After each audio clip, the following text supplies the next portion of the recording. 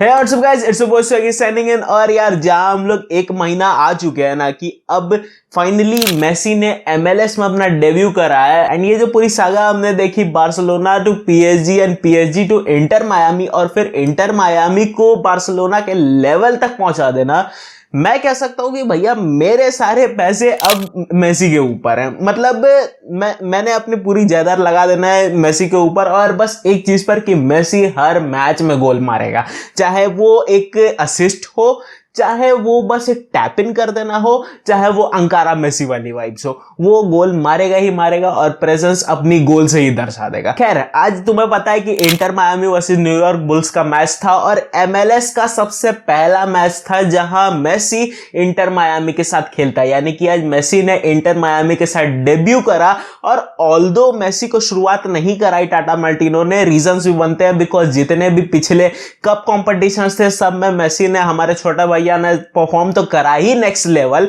और सब में वो टॉप मतलब 90 मिनट पूरी गेम खेला है। तो ऐसे में अब MLS में न्यूयॉर्क बुल्स के अगेंस्ट गेम में बैठाना, आउट गेम थी तो बैठाना बनता था। तो आज टाटा मार्टिनो ने सोचा कि मेसी को रेस्ट दिया जाए, बट मेसी के एब्सेंस में भी इंटर मायामी अच्छा खासा, मतलब तुम तगड़ा तो नहीं कह सकते बट अच्छा खासा मैच जीतने लायक परफॉर्मेंस दे रही है। एंड उनके परफॉर्मेंस में भी समझ में आ रहा है कि उनमें कॉन्फिडेंस बराबर आ चुका है। बिकॉज द थिंग इज, देखो मेसी बहुत बाद में आया, फर्स्ट हाफ खत्म हो गया उसके बाद आया, बट तब तक इंटर मायामी 1-0 की गोल तो ले ही चुकी थी लीड।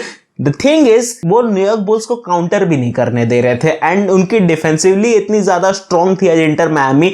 ऑल्दो ड्रेक कैलेंडर के पास एक दो बहुत अच्छे मौके आए बचाने के लिए, बट स्टिल अच्छी खासी इंटीग्रेटेड डिफेंस दिख रही थी आज इंटर मायामी की। एंड इनमें जो सबसे बड़ी चीज थी ना, वो कॉन्फिडेंस की कमी थी। वो कॉन्फिडेंस मेसी के आने के बाद से और इनकी लीग कप जीतने के बाद से एक नेक्स्ट लेवल चली गई है। और एक चीज तो तुम कह सकते हो कि इस टीम को टोटली कंप्लीटली मैं कह सकता हूं कि चेंज करके रख दिया है मेसी के, सिर्फ और सिर्फ मेसी के इन्फ्लुएंस ने। द थिंग इज, आज अगर तुम इंटर मायामी के पूरे परफॉर्मेंस की बात करो, चाहे तुम डिएगो गोमेज का पहला गोल का बात करो, चाहे तुम क्रेमाशी का वो बहुत ही सुंदर असिस्ट का बात करो, और उस असिस्ट के अगर एक सेकंड पहले जाओ ना, तो मेसी की क्या नेक्स्ट लेवल आईक्यू, भाई हमारे बकरे के, हमारे छोटे भैया की क्या नेक्स्ट लेवल आईक्यू थी। मतलब और तुम कह सकते हो कि 1-2 मीटर पीछे था क्रेमाशी वहां से, और मेसी ने बस एक पास निकाल दी और उसको पता था कि क्रेमाशी वहां तक पहुंच जाएगा, और फिर क्रेमाशी ने फिर रिवर्स पास और फिर मेसी का टैप इन, बहुत सुंदर गोल था। द थिंग इज, अब हर एक मैच में मेसी अपनी गोल से अपनी प्रेजेंस दिखा रहा है, और सबसे बड़ी चीज है कि वो एंजॉय कर रहा है। इसीलिए मैंने बोला था कि भैया मेरे सारे पैसे अब मेसी के ऊपर है, मैं अपनी जायदाद लगाने को तैयार हूं, बिकॉज मुझे पता है कि अगर मैंने लगा दिए पैसे तो वो पैसे डूबेंगे नहीं भैया, इतना तो कंफर्म है। खैर, अभी तक अगर इंटर मायामी की बात करें तो वो अपनी रिस्पेक्टिव कॉन्फ्रेंस में अपनी जो टेबल थी उसके बिल्कुल ही नीचे चल रहे थे, मतलब जमीन में घुसे पड़े थे। बट अभी यहां से थोड़ा सा तुम देख सकते हो कि जमीन खुद के धीरे धीरे वो बाहर निकल रहे हैं। अभी तक तो बिल्कुल जमीन पे छितराए पड़े थे, अभी सफा चट बिल्कुल, बट अभी थोड़ा सा जमीन से उठते हुए दिख रही है इंटर मायामी, और थोड़ा सा होप है कि एटलीस्ट क्वालिफाई भी कर जाएंगे सेमीफाइनल्स तक। खैर, इतना तो कंफर्म है कि हिस्टोरिकल परफॉर्मेंस तो दे रही है इंटर मायामी इस सीजन। खैर, अगर हिस्टोरिकल परफॉर्मेंस की बात ही कर रहे हैं तो आते हैं अपनी ही क्लब मैनचेस्टर यूनाइटेड की तरफ। और मुझे एक चीज समझाओ यार, कोई तुम में से कोई एक चीज समझाओ कि 90 + 10 मिनट, 11 मिनट, ऑलमोस्ट तुम मान के चलो कि 100 मिनट प्लस गेम थी। 100 मिनट में कोई एक टीम दो अलग तरीके से कैसे खेल सकती है? मतलब पहले 5 मिनट में आपने अपनी हिस्ट्री के सबसे बेकार परफॉर्मेंस दे दी। मतलब तुम सोचो यार, मैनचेस्टर यूनाइटेड अपने पूरे 200+ साल की हिस्ट्री में पहली बार 5 मिनट में 2 गोल खा चुकी है, हिस्ट्री में पहली बार खाई है। एंड हिस्टोरिकल परफॉर्मेंस देखी है तुमने कल पहले 5 मिनट में, जो ये शैम्बॉलिक परफॉर्मेंस आई है, ये इनकी हिस्टोरिकल शैम्बॉलिकनेस थी। एंड रेस्ट 95 मिनट आप कह सकते हो कि अभी तक की इन्होंने बेस्ट परफॉर्मेंस दे दी, मतलब इस सीजन की बेस्ट परफॉर्मेंस दे दी मैनचेस्टर यूनाइटेड ने। कैसे चल रही है क्लब मुझे कुछ अंदाजा नहीं है भाई। खैर, मैं तुम्हें 2 चीजें स्टेट करना चाहता हूं, बिकॉज मुझे लगता है कि यार फुटबॉल में ये चीजें चेंज हो रही हैं। आई थिंक सबसे पहली चीज जो है कि तुम्हें याद होगा कि आज से अगर 10 साल पहले की हम लोग बात करें तो गेम मतलब एक्स्ट्रा टाइम जो इंजरी टाइम होती थी वो injury time maximum to maximum मुझे याद है कि जब हमने शुरू करा था देखना तो 2-3 मिनट मैक्सिमम जाती थी। अगर 5 मिनट चली जाए तो मतलब गेम खत्म ही समझो कि मतलब दूसरी टीम कमबैक मार जाएगी। 5 मिनट इतनी ज्यादा टाइम होती थी। बट अभी जो ये सीजन जो अगर पर्टिकुलर मैं देखूं जो नए रूल्स आए हैं फीफा के कि जितने आपकी अगर सेलिब्रेशन की टाइम भी होगी वो भी आपकी इंजरी टाइम में इंक्लूड हो जाएगी। तो एक चीज तो कंफर्म है कि अब सारे गेम मतलब ऑलमोस्ट तुम कह सकते हो कि 80 to 90% गेम्स तुम्हें अब 100 मिनट जाती हुई या 100 मिनट प्लस जाती हुई हो सकती है दिख सके। और मतलब हिस्ट्री में तुम्हें पहली बार 10 से 15 मिनट या 20-20 मिनट तक की इंजरी टाइम तुम्हें देखने को मिल सकती है इस सीजन। खैर ये तो पहली बात हो गई। दूसरी बात हुई कि भैया 2-0 की गोल लाइन, 2-0 की गोल कुशन लेना मतलब हम लोग मानते थे कि भैया 2-0 की गोल कुशन अगर ले लेना, आज से 10 साल पहले की भी तुम बात करोगे तो वो कहानी थी कि भैया अगर 2-0 की गोल लाइन से अगर कोई टीम ऊपर है तो डेफिनेटली वो जीतेगी ही जीतेगी, ऐसा सा हिसाब था। बट कल 5 मिनट के अंदर जो 2-0 की गोल लाइन आई उसके बाद मेरे अंदर से ऐसी आवाज आई कि भैया अब हम लोग कमबैक मार सकते हैं और हमारा चांस भी है एटलीस्ट कमबैक मारने का। तो ये दोनों पॉइंट से मैं एक चीज बताना चाहता हूं कि भैया फुटबॉल पिछले 10 साल में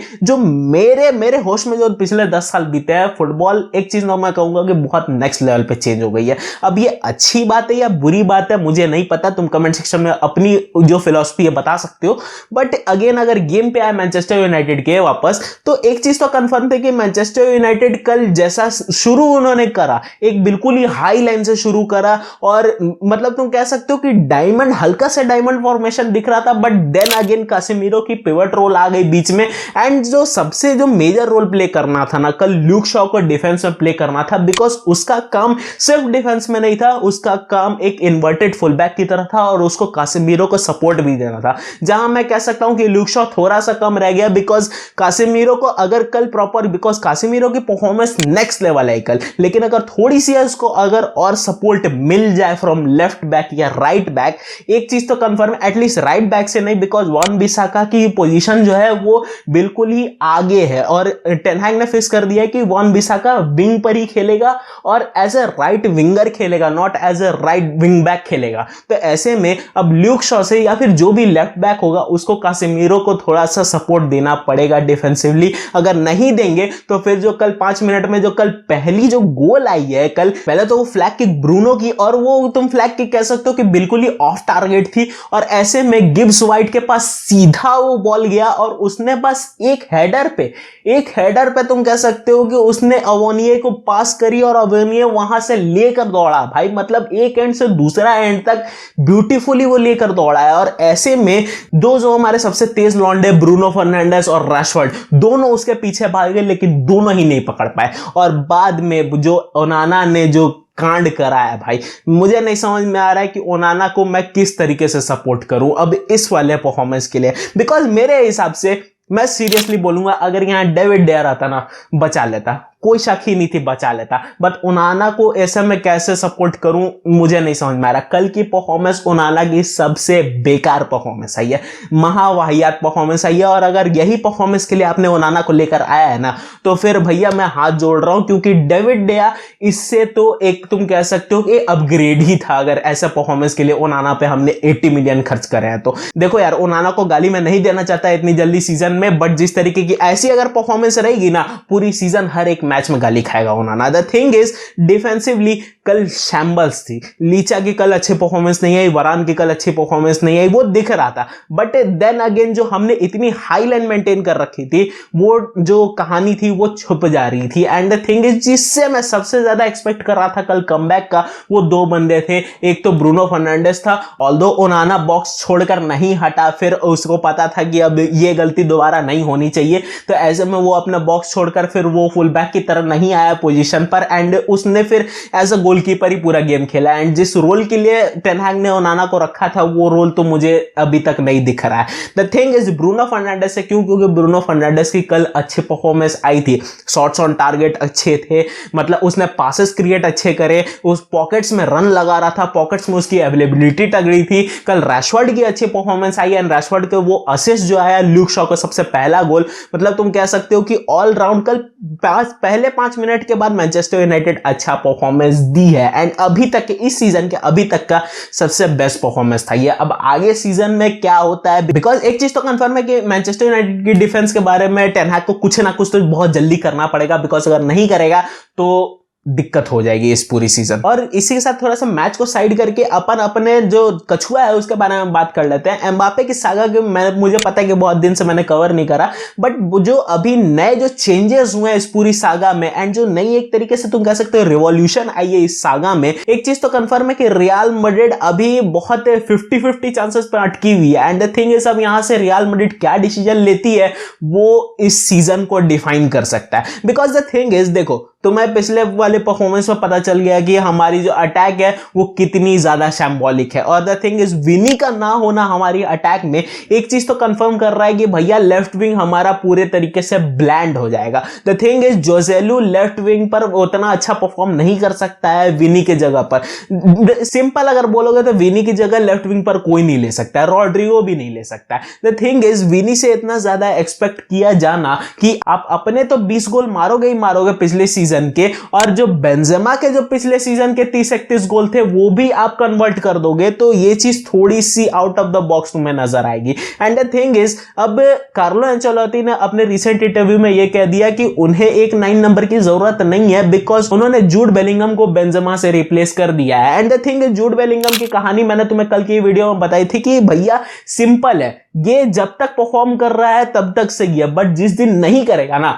रियल मैड्रिड बहुत तगड़े दिक्कत में आ जाएगी, बिकॉज उसके अलावा और कोई परफॉर्म कर नहीं रहा है। बिकॉज वेलवर्डे की परफॉर्मेंस तगड़ी नहीं आ रही है, मतलब मुझे सीरियसली बोलना पड़ेगा कि वेलवर्डे से जो एक्सपेक्टेड परफॉर्मेंस है वो भी नहीं आ रही है, रॉड्रिगो से जो एक्सपेक्टेड परफॉर्मेंस है वो अभी तक नहीं देखने को मिली है, विनी इंजर्ड ही हो गया है और वो अभी तक जहां हिसाब किताब लग रहा है कि वो फिर इंटरनेशनल ब्रेक के बाद ही वापस आएगा। तो ऐसे में अब लेफ्ट विंग को कौन संभालेगा? ब्राहिम डियाज के बारे में मैंने तुम्हें ऑलरेडी बताया कि 19 साल के लड़के पे तुम कितना प्रेशर दे दोगे। तो ये पूरी चीज एक चीज तो डिफाइन करती है कि हमें इस सीजन एम्बापे की जरूरत तो है भैया, ये चीज तो मैं शुरू से बोल रहा हूं कि एम्बापे की जरूरत हमें है, बहुत जोर से है। बट अगेन रियल मैड्रिड जो डेल्यूजन में चल रही है और डेल्यूजन में रख रही है अपने जो फैन फॉलोइंग है उनको, ये इसका किस्सा मुझे समझ में नहीं आ रहा है। बिकॉज कार्लो एंचेलोटी के ऊपर इतना तो कंफर्म है कि प्रेशर है कि तुम बताओ कि हमारी टीम बहुत अच्छे सिचुएशन में है एंड हमारी टीम इस साल कुछ तगड़ा जीत कर ही आएगी, जो कि मुझे लगता है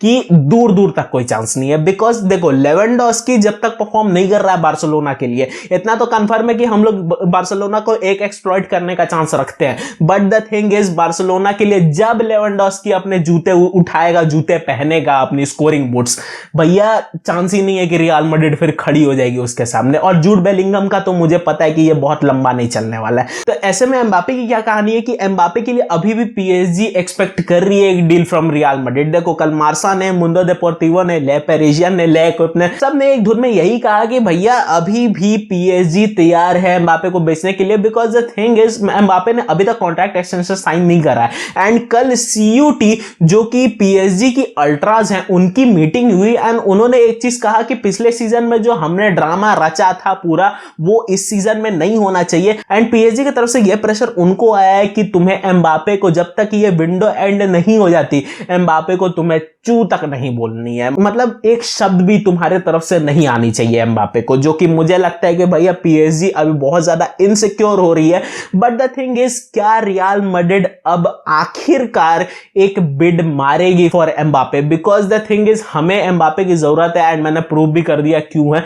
बट क्या एम्बापे के पीछे पेरेस जाएगा? बिकॉज द थिंग इज तुम कभी भी फ्लोरेंटिनो पेरेस को अंडर एस्टिमेट नहीं कर सकते हो, तुम्हें नहीं पता कि भैया कब कौन सा पत्ता वो खेल दे। तो ऐसे में अब क्या होता है एम्बापे की सागा को लेकर, मेरे लिए ये चीज देखना बहुत ज्यादा इंटरेस्टिंग होगा। खैर that's it for today guys, hope ये वीडियो तुम्हें अच्छी लगे। वीडियो अगर अच्छी लगे तो वीडियो को लाइक कर देना, चैनल को सब्सक्राइब कर देना। मैं मिलता हूं तुमसे किसी और दिन किसी और नए टॉपिक पर। इस साइनिंग आउट।